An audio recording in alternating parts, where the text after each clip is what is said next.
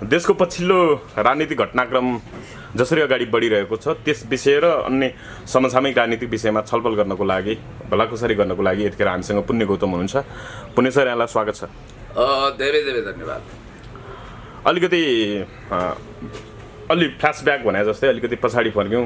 तपाईँहरू हिजो जसरी प्रधानमन्त्री केपी शर्मा ओलीको होइन असंवैधानिक कदम जसरी संसद विघटन गर्नुभयो, त्यसपछि सडकमा निकै बेरसम्म अथवा निकै लामो समयसम्म पनि आन्दोलन गर्नुभयो र अदालतले फागुन 11 गते संसद पुनर्स्थापना गरिदियो। तपाईँहरूको नेताले लड्डु पनि खाए, एकदमै निकै खुसियाली छाया थियो तपाईँहरूमा। तपाईँ पनि निकै खुसी हुनुभयो त्यतिखेर, अबिर जात्रै गर्नुभयो क्यारे।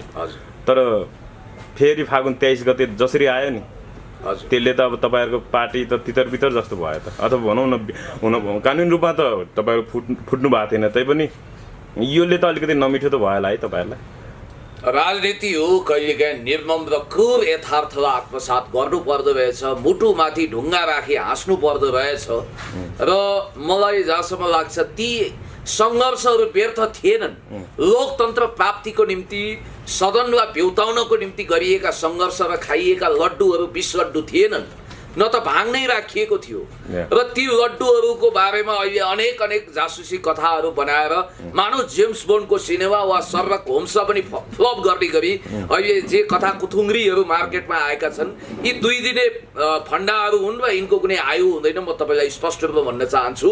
र अर्को कुरा के भने, कुमार रेग्मीज्यू माननीय न्यायाधीश जो कुनै समय नेपाली काङ्ग्रेसको महासमिति सदस्य हुनुहुन्थ्यो र आज पनि बिपी चिन्तन प्रतिष्ठान हो कि यस्तै के को अध्यक्ष हुनुहुँदो रहेछ, र शिलापत्र.com-ले त्यो कार्य समितिको एकजना सदस्यलाई उद्धृत गरेर लेखेको लेख अनुसार अहिले पनि माननीय न्यायाधीशज्यू बिपी कोइराला सम्बन्धित त्यो संस्थाको अध्यक्ष नै हुनुहुन्छ अरे। भन्ने बित्तिकै उहाँको रगमा नेपाली काङ्ग्रेस छ कि क्या हो भनेर शङ्का गर्दा अन्यथा हुँदैन। माननीय न्यायाधीश कुमार रेग्मीज्यू, यदि कन्टेम्प्ट अफ कोर्ट बापत मलाई यहाँले हतकडी लगाइदिनुहुन्छ भने पनि मलाई सत्य बोल्नको निम्ति मुख छोप्न थुन्न यहाँले सक्नुहुन्न। म सत्य बोलिरहनेछु। र जहाँसम्म कुमार रेग्मीज्यू र बमबहादुर श्रेष्ठ 2 माननीय न्यायाधीशहरूले एउटा टाइम मेसिनको जो गरिदिनु भयो, जहाँबाट हामीलाई 2074 सालमा फर्काइदिनु भयो। स्टेफेन हकिङ्सले परिकल्पना गरेको टाइम मेसिनमा जब हामी बस्यौँ, यस्तो लाग्यो कि हामी 2074 सालमा पुग्दा त एमाले पनि रहेछ, सारसौध नेकपा माओवादी केन्द्र पनि छ भनेपछि हामीले आफूलाई एमालेको जग्गामा तपाईँहरूलाई त तपाईँहरूको नेतालाई तपाईँलाई पनि कस्तो गाह्रो भयो होला है। ओलीलाई त अब संविधानको बलात्कार गर्ने जस्तो अपराधी जस्तो संज्ञा दिनुभएको तपाईँले, अहिले त उहाँलाई नि नेता प्रधानमन्त्री मान्न पो तयार हुनु पर्यो। हामीले कहिले गाली गलौज गरेनौँ। मनमा नि कति दुःख पस्या होला, मनमा कति दुःख पस्या होइन, त्यसरी भावुक भएर रोइलो गर्ने चान्सेस छैन यहाँ। र अर्को कुरा तपाईँलाई म के भन्न चाहन्छु भने, सर्वोच्च अदालतको फैसला रूपी डोजरले जब हाम्रो नेकपा रूपी घरै भट्काइदियो भने अब या त हामीले नयाँ घरमा को जो गर्नु पर्यो, या त पुरानै गौरवशाली घर नेपाल कम्युनिस्ट पार्टी एमालेमा रहेर हामीले आफ्नो भविष्य र भाग्यको सुनौलो रेखा कोर्नु पर्यो। हामी वास्तवमा भन्ने भने जननेता कमरेड मदन भण्डारी, कमरेड माधव कुमार नेपालज्यू, सम्माननीय पूर्व प्रधानमन्त्रीज्यू, सम्माननीय प्रधानमन्त्री कमरेड केपी शर्मा ओलीज्यूले बनाएको र उहाँको नेतृत्वमा हामी लाखौँ नेता कार्यकर्ताले बनाएको यो गौरवशाली पार्टीमा रहन एकदम आनन्दित भयो। अदालतको त्यो निर्णयले पुण्य गौतमलाई खुत्रुकै बनायो कि फुरुक्क बनायो भन्नु त? होइन, अब हाम्रो डौनारी फत्रकै पनि गलेको छैन, ओठतालु खङ्ग्रङै पनि सुकेको छैन। र एउटा कुरा के भने, हामीले यो निर्मम यथार्थ स्वीकारेर हामी अगाडि बढिरहेका छौँ र हामीले के भनेका छौँ भने, हामी नेपाल कम्युनिस्ट पार्टी माओवादी केन्द्रलाई पनि पुनः वार्तामा ल्याएर एकीकरणको प्रक्रियामा ल्याएर अगाडि बढ्नुपर्छ भनेर हाम्रा सम्माननीय पूर्व प्रधानमन्त्री कमरेड माधव कुमार नेपालज्यूले पहल लिइरहनु भएको छ। र त्यो क्रममा हामी दृढ मत राख्छौँ। र म माओवादी केन्द्रको अध्यक्ष कमरेड प्रचण्डलाई पनि भन्न चाहन्छु कि तपाईँ अब यो वाम गठबन्धनभन्दा दायाँ बायाँ नगर्नुहोस्, यसैमा आउनुपर्छ। सके पार्टी एकता गरेर जाउँ, होइन भने मोर्चाबन्दी र कार्यगत एकता गरेर यो सरकारलाई टिकाएर निरन्तरता दिएर वाम गठबन्धन, जनताको चाहना भनेको वामपन्थी सरकार नै हो र यो सरकारलाई निरन्तरता दिएर जानुपर्छ।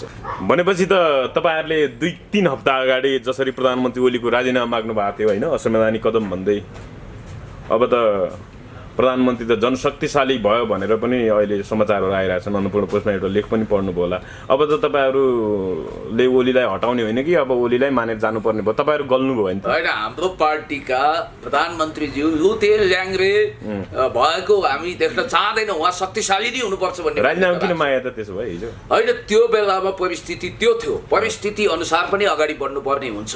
र हामीले के भनेका छौँ, लुरुक्क लाग्नुभयो पुण्य गौतम। होइन, कतिपयले के भनेका छन् भने ल एमालेतिर अब हुँदा एकजना मन्त्रीज्यूले समेत अब उहाँ पहिला माओवादी केन्द्रमा रजगज गर्नुभएको थियो, एकीकरणको प्रक्रियामा आउनुभयो। अहिले माओवादी केन्द्र भ्युतिएपछि उहाँ अब स्थायी समितिमा पनि रहनु भएन, त्यो पार्टीको सांसद पद पनि उहाँको खारेज होला। तर उहाँ नयाँ मुल्लाले बढी प्याज खान्छ वा नयाँ जोगीले बढी खरानी गर्छ भने जस्तो राम भक्त हनुमान भन्दा पनि चर्को चाकडी गर्दै बालटारको पुरा चाकडी बजाउँदै एकदमै बेवकुफ कुरा गर्न भ्याउनु भएछ। उहाँले के भन्नुभएछ भने हामी माधव नेपाल जिल्ला पनि नेकपा एमालेमा स्वागत गर्छौँ। यो कस्तो जोक्स हो? 21औं शताब्दीको सबैभन्दा हरामी जोक्स यही हो भनेर मैले भने क्रूर ठट्टा हो भने अन्यथा हुँदैन। किनभने मन्त्रीज्यू, नेकपा एमाले बनाउनुको निम्ति सबैभन्दा बढी रगत पसिना आँसु कसैको बगेको छ भने त्यो माधव कुमार नेपालज्यूको, अझ जननेता कमरेड मदन भण्डारीज्यूको र प्रधानमन्त्री केपी ओलीज्यूको बगेको छ। त्यसकारण तपाईँले यस्तो बाघको छालामा स्यालको रजाइ गर्न आइरहनु भएको छ। तपाईँकै ठुला कुरा, बुढो बाजेको नक्कली पेडा कति दिन व्यापार गर्नुहुन्छ तपाईँ? असली पेडा त यहाँ छ नि त। त्यस कारणले गर्दाखेरि अर्को कुरा पनि मैले तपाईँलाई स्पष्ट भन्ने, म माओवादी केन्द्रका अध्यक्षज्यूलाई पनि भन्न चाहन्छु, सम्हालिनुहोस्, धैर्यता राख्नुहोस्। यदि यो देशमा जसपा रूपी शक्ति छ, त्यो विषयमा म एकछिन आउँछु ल, यो सकाउनु। र म यसमा के भन्छु भने हिजो म त्यही थिएँ, सम्माननीय पूर्व प्रधानमन्त्री कमरेड माधव कुमार नेपालज्यूलाई हामीले भन्यौँ, उहाँ पनि सिरियस हुनुहुन्थ्यो।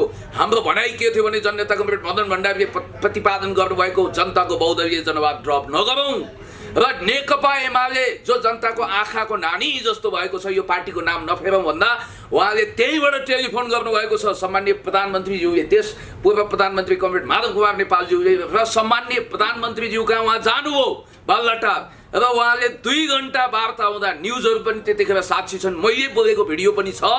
उहाँले पटक पटक भन्नुभयो, अनुनय विनय नै गर्नुभयो, एमाले भन्ने नाम नहटाउँ, यो जनताको काख पोल्टामा हुर्किएको पार्टी हो।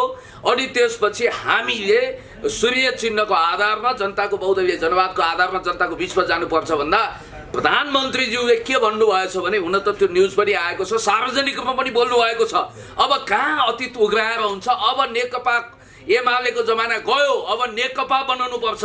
मैले कमरेड प्रचण्डसँग सम्झौता गरिसकेँ, बहुदलीय जनवाद ड्रप, नेकपा एमाले पनि आउट, अब नेकपा जमाना फेरियो भनेर उहाँले भनेको कुरा।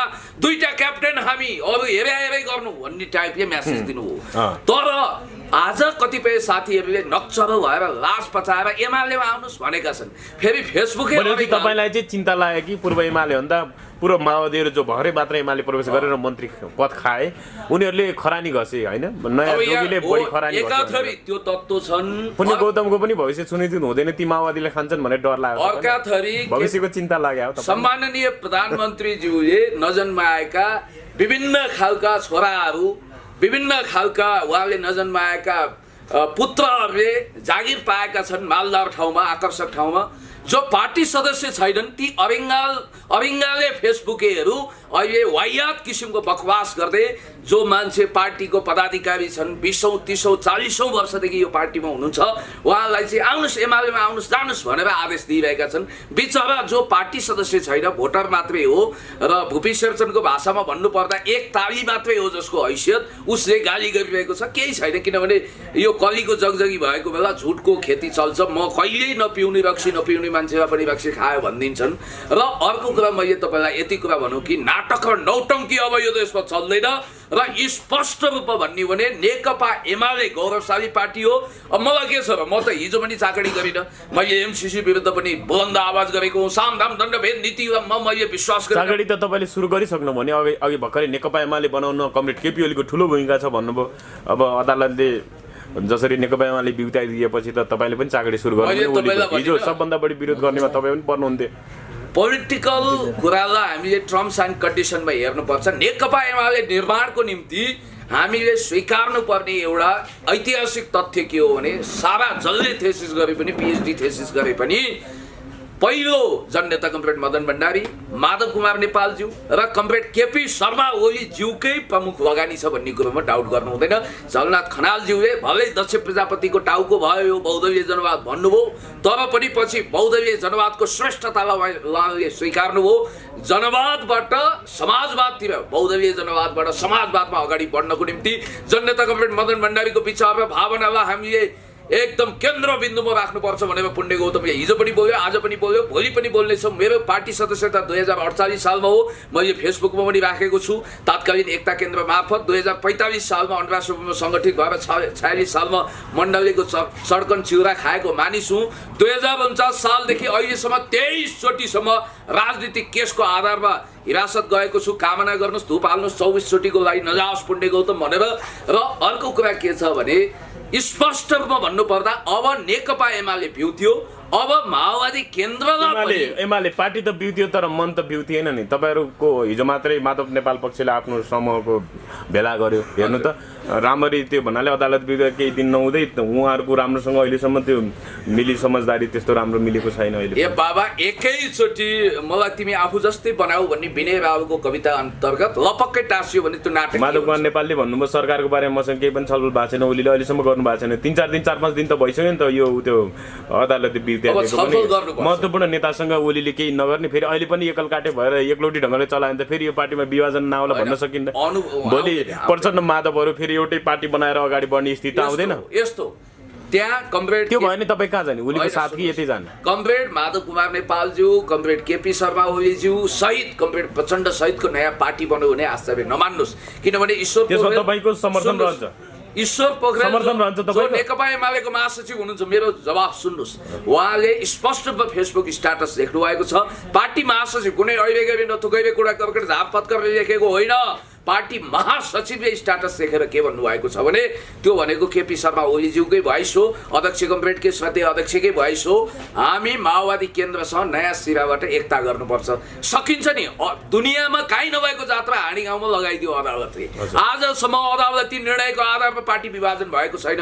के गर्नुहुन्छ? पार्टी विभाजन गरिदियो भने फेरि पार्टी एकताको निम्ति अपिल आह्वान गर्न सक्छौँ। र अर्को कुरा मैले तपाईँलाई अब सरकार गठनतिर जाउँ। अब अलिकति अरू विषयहरू धेरै भए। अब अहिले त जसपा अब एउटा बार्गेनिङ पावरको रूपमा अगाडि बढिरहेछ। जसपाकै नेतृत्वमा सरकार बन्ने जस्तो पनि सञ्चार माध्यममा कुराहरू आइरहेछन्। आज मात्रै अब केही समय पछाडि बालोटारमा 4 बजेतिर होइन प्रधानमन्त्री निवासमा प्रधानमन्त्री चाहिँ जसपाका शीर्ष नेताहरू आज निर्णायक वार्ता गर्ने कुरा भएको छ। र योभन्दा अगाडि पनि थुप्रै वार्ताहरू भयो, प्रचण्डसँग पनि वार्ता भयो, माओवादी केन्द्रका नेतासँग होइन अध्यक्षसँग। त्यही हिसाबले सरकार गठन एकदमै किचलोको विषय बनाएको छ। कतै यो मधेसवादीको हातमा नेतृत्व जाने अथवा जसपाको हातमा नेतृत्व जाने सम्भावना कतिको देख्नु भएको छ? र यसरी यो छलफल भइरहनुलाई तपाईँले चाहिँ कसरी हेर्नु भएको छ? तपाईँ एउटा कम्युनिस्टको एउटा कार्यकर्ता भएको हिसाबले यसरी गठबन्धन बनाउने प्रयास भइरहनुलाई तपाईँले कसरी हेर्नु भएको छ? म भन्छु जनताको चाहना बमोजिम नेकपा एमालेको यो सरकारलाई 5 वर्षसम्म ढुक्कैसँग चलाउनु पर्छ। यो सरकार निरन्तर जानुपर्छ। अब त्यसो यो सरकारले निरन्तरता पाउनुपर्छ, तर कुन शर्तमा भने वामपन्थी र देशभक्तहरूको गठबन्धनको आधारमा अगाडि बढाउनुपर्छ। र म के भन्न चाहन्छु भने हिजो नाकाबन्दी ताका भारतको दालबाट डुकु खाएर नेपालतिर ढुङ्गा हान्नेहरू जसको पोलिटिकल डिएनए टेस्ट गर्ने हो भने अहिले पनि इन्डियन र वेस्टर्न जिन भेटिन्छ। त्यस्ता शक्ति म खुलेरै भन्न चाहन्छु। महन्त ठाकुर जसले बहुराष्ट्रिय राज्यको वकालत गरेका छन्, फ्रान्सिस फुकुयामाले लिथुआनियाको विषयमा दिएको तर्कलाई कुतर्क बनाएर स्टेट बिल्डिङ प्रोसेसको भन्ने तपाईको किन संकुचित? बहुराष्ट्रिय भने सबैले अपनत्व गर्ने खालको राष्ट्र भन्न खोजे त होला नि त? के बहुराष्ट्रिय भन्ने सब के विखण्डनमै जान्छ, अरू देशमा भारतै मिलाउने कुरा हुन्छ भन्ने कुरा हुन्छ र राष्ट्रियताको विषयमा संविधानमा त अलिकति कडा कानुन प्रावधानहरू राखिएला नि, तपाईँलाई किन चिन्ता? होइन, एउटा कुरा के छ, बहुराष्ट्रिय भन्ने साथ चिन्ताको विषय बन्न पर्छ। यही फर्मुलामा टेकेर भारतबाट पाकिस्तानबाट बङ्गलादेश टुक्रियो भाषाको आधारमा, यो कुरा तपाईँलाई थाहा छ। र इरिट्रिया र इथियोपिया इरिट्रिया र इथियोपियाको विभाजनको बिचमा पनि र सुडानको विभाजनको बिचमा पनि यही रेखाले काम गरेको छ, यही बिन्दुले काम गरेको छ, यही जसोलाई चाहिँ नेतृत्व गर्नै दिन हुँदैन, जसोलाई सरकार ल्याउनै हुँदैन भन्ने म तपाईलाई भन्छु बहुराष्ट्रिय राज्य भनेको चाहिँ नेपाल र दुईवटा देश छ। पहाड र देशमा महन्त ठाकुर प्रधानमन्त्री हुन सक्दैनन्। सुन्नु न मेरो कुरा सुन्दै जानु, त्यो विषयमा पनि म भन्छु, अलिकति क्लियर भन्छु म लम्बे तान कुरा नगरौँ के। हरेक प्रश्नको जवाब दिन्छु, तपाईँ एकाडेमिक व्यक्तित्व पनि हो, 2 मिनट धैर्यता लिनुहोस्। नेपालमा पहाड र मधेस नामक दुईवटा देश छन् भनेर यसरी घातक विश्लेषण गर्ने र बहुराष्ट्रिय राज्यलाई मिसयुज गरेर त्यो राइट टु सेल्फ डिटर्मिनेसन आत्मनिर्णयको अधिकारलाई घुसाएर नेपालमा जनमत सङ्ग्रहको आधारमा तराईलाई अथवा मधेसलाई नेपालबाट टुक्र्याउने दूषित विचार लिएर हिँड्ने यो राजपा मधेस एक प्रदेश भन्ने त्यो त पहिले छोडिसके हैन र मुद्दा अब फेरि बिउ त होइन छैन तपाईँ भ्रम नपर्नुहोस्। यो जसपा हिजो राजपा थियो, अलिकति मैले तपाईँलाई भने हिजो राजपा थियो, आज जसपा भन्ने शक्ति छ र यो शक्तिभित्र औँलामा गनिने केही देशलाई माया गर्ने मान्छे होलान्। मोर देन 95% घातक सोचका मान्छेहरू छन्, नेपाल विरोधी चिन्तनले ओतप्रोत भएका मानिसहरू छन् र एउटा कुरा तपाईँ स्पष्ट हुनुहोस् कि जसपाबाट महन्त ठाकुर, बाबुराम भट्टराई, उपेन्द्र यादव कोही पनि प्रधानमन्त्री बन्न सक्ने हैसियत राख्दैनन्। तपाईको विचार पुण्य गौतमको आपत्ति हो त्यसमा? डेमोक्रेसीमा निषेध हुँदैन, फलाना तिलाना ढिस्कानालाई बन्न दिँदैनौ, तर मेड इन नेपाल शक्ति होइन त्यो। तपाईलाई मैले फेरि पनि भने जसको जिनमा हिन्दुस्तानी जिन छ त्यो शक्तिलाई किमार्थ स्वीकार्न सकिँदैन।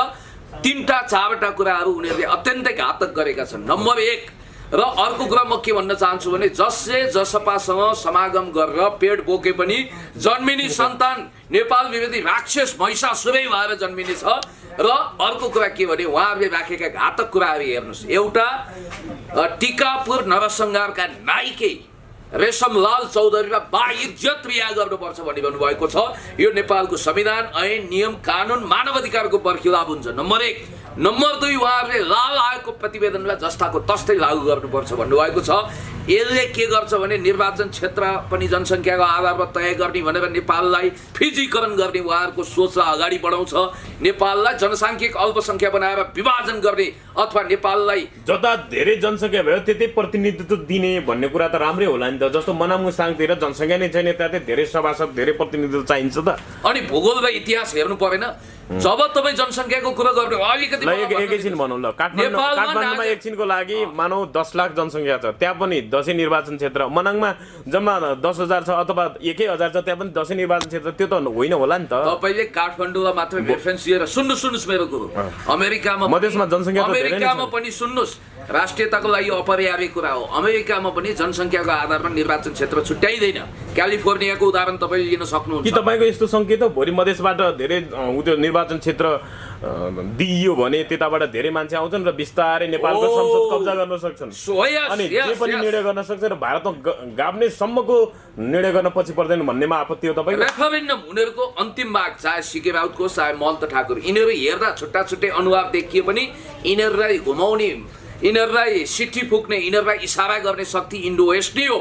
म यसमा कुनै मलाइजा गर्दिनँ यो भन्न। एउटा देशभक्त नागरिकको हैसियतले जननी जन्मभूमि स्वर्गादपि गरिएसीको मान्यता अनुसार मदरल्यान्ड आर ग्रेटर देन हेभनको मान्यता अनुसार यो देशको माया गर्ने एउटा परम, मलाई अलिकति राख्न दिनुहोस्। जस्तो उनीहरू यसै त नेपालको नागरिकता नीति खुकुलो छ।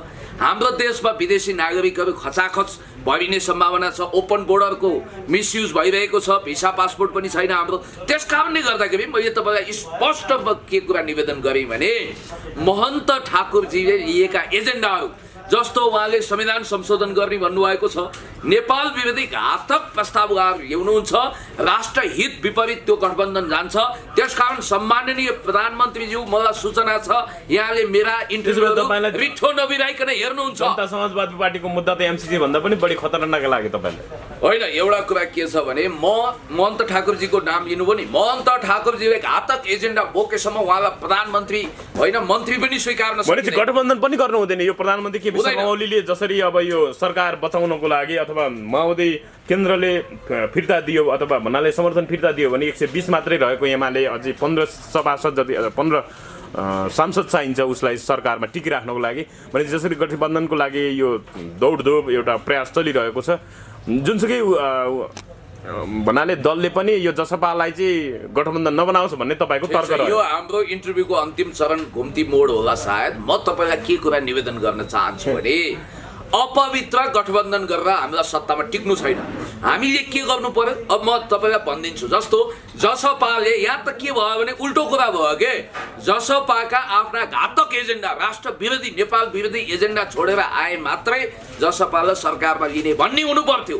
के घातक एजेन्डा ओली के त उसको? सकारात्मक रहेछ भन्ने कुराहरू त बाहिर आइरहेको त। त्यो भन्नाले शुभ सङ्केत हो। सरकार एकदमै म सकारात्मक छ। सम्माननीय रेशम प्रधानमन्त्री चौधरीले छुटाउने कुरामा सकारात्मक हुनुहुन्छ, उहाँका मुद्दाहरू कुरा गर्ने विषयमा सकारात्मक हुनुहुन्छ भन्ने कुरा सञ्चार माध्यममा एउटा आइरहेका कुरो छन्। म प्रधानमन्त्रीज्यूलाई करजोरी बिन्ती गर्न चाहन्छु। राष्ट्रपतिज्यू मार्फत यदि आम माफी दिइयो भने अन्तर्राष्ट्रिय अदालतमा समेत रेशमलाल चौधरीको मुद्दा जान सक्छ। यहाँनिर जातीय कुरा गरिएको छ, तपाईँले हाल्नुहुन्छ? कसले हाल्छ हेर्नु होला। जान सक्छ भनेको छु, तपाईँ पनि हुन सक्नुहुन्छ त्यो हाल्ने। म अर्को कुरा तपाईँलाई भन्छु, अपराधीलाई कहिले पनि 7 खत माफी दिनु हुँदैन। अपराधीको कुनै भाषा हुँदैन, भेष हुँदैन, देश हुँदैन। अपराधीको कुनै लिङ्ग हुँदैन, वर्ण हुँदैन। त्यस कारणले अपराधी कसैको दाइ हुँदैन, भाइ हुँदैन, दिदी हुँदैन, बहिनी हुँदैन। त्यो एउटा क्रिमिनल घटना हो। र मैले तपाईँलाई यति भने सुनपानी छर्किन मिल्दैन, गौत पानी छर्किन मिल्दैन, 7 खत 5 खत माफी दिन मिल्दैन। अपराधी भनेको अपराधी हो, कडाभन्दा कडा कारबाही गर्नुपर्छ, त्यसको साम्प्रदायिक कभर दिन मिल्दैन। That's all. रेशम चौधरीको रिहाई गर्न मिल्दैन। एउटा मलाई जेसुकै भन्नुहोस् तपाईँ। दोस्रो कुरो के छ भने राजपाका घातक एजेन्डाहरू, संविधान संशोधनका एजेन्डालाई के अरे जसपाको एजेन्डा स्वीकार गर्न सकिँदैन, त्यो मान्न सकिँदैन। सम्माननीय प्रधानमन्त्रीज्यू यो दुईटा कुरामा सम्झौता नगर्नुहोस्। तेस्रो, आज मधेसवादी भनिएका दलको विशेषता के? सत्ता बिना पानी बिनाको गोही हुने, छटपटाउने, सत्तामा पुगिसकेपछि त्यसको दुरुपयोग गर्ने, अपराधको राजनीतिकरण गर्ने, अनि ठगी खाने, माई खाने, भाँडो बनाउने, सत्ता भनेको चाहिँ पैसा छाप्ने मेसिन हो मन्त्रीमण्डल भनेर मिसयुज गर्ने, भ्रष्टाचार गर्ने, यो वृत्ति मौलाएको छ। म अन्तिममा तपाईँलाई के भन्न चाहन्छु भने मैले चाहिँ आजको 4 बजे जसरी प्रधानमन्त्री र मधेसवादी दल जसपाका नेताहरू बीच वार्ता हुँदैछ, यसलाई सफलताको कि असफलताको शुभकामना दिने? असफलताको शुभकामना दिन्छु, किनभने यो देउसी भयो, धेरै भयो। अनि ओली सरकार त टिक्दैन नि त। माओवादी केन्द्रले समर्थन फिर्ता लियो भने त 120 मात्रै रहेको एमाले त सरकारमा बसिरहन सक्दैन नि त। कसले काङ्ग्रेसले समर्थन गर्दैन होला? सम्माननीय प्रधानमन्त्रीज्यू, यो अधिकार कि माओवादी केन्द्र मिलोस् भन्न चाहेको तपाईँले यो सरकार टिक्नको लागि? यो वार्ता कमिटीको संयोजक सम्माननीय पूर्व प्रधानमन्त्री कमरेड माधव कुमार नेपालज्यूलाई बनाइदिनुहोस्।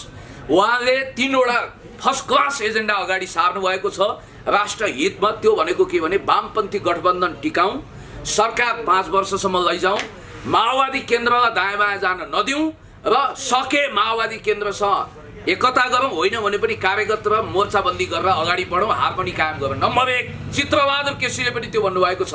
र म अध्यक्ष माओवादी केन्द्रको अध्यक्ष कमरेड प्रचण्डलाई पनि भन्न चाहन्छु, कमरेड प्रचण्ड धेरै भयो खेल, इट्स टु मच। अब तपाईँले जसपासँग कुनै त्यस खालको प्याचअप नगर्नु होला। मैले सुनिरहेको छु यहाँ 2 जनाले लुगामा आइरन लगाई हुनुहुन्छ कोर्टमा। एकजना महन्तजीले त कोर्टमा मात्रै हो, दौरा सुरुवाल होइन, उहाँको त धोती नै छ, सुपरिचित ऊ हो, ठिक छ, उहाँलाई शुभकामना दिन्छु।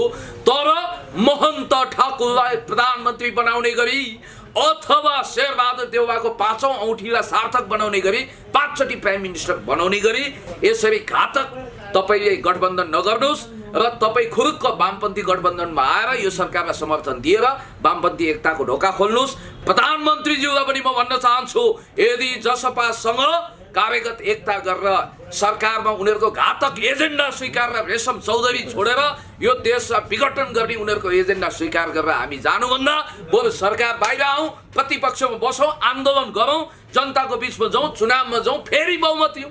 हामीले मेलम्ची ल्यायौँ, नयाँ नक्सा पास गऱ्यौँ, यत्रो महान काम गरेका छौँ, जनताले हामीलाई पत्याउने छन्, भारी बहुमत दिलाउने छन्। हस्, धन्यवाद पुण्यजी यहाँलाई। धेरै धेरै धन्यवाद।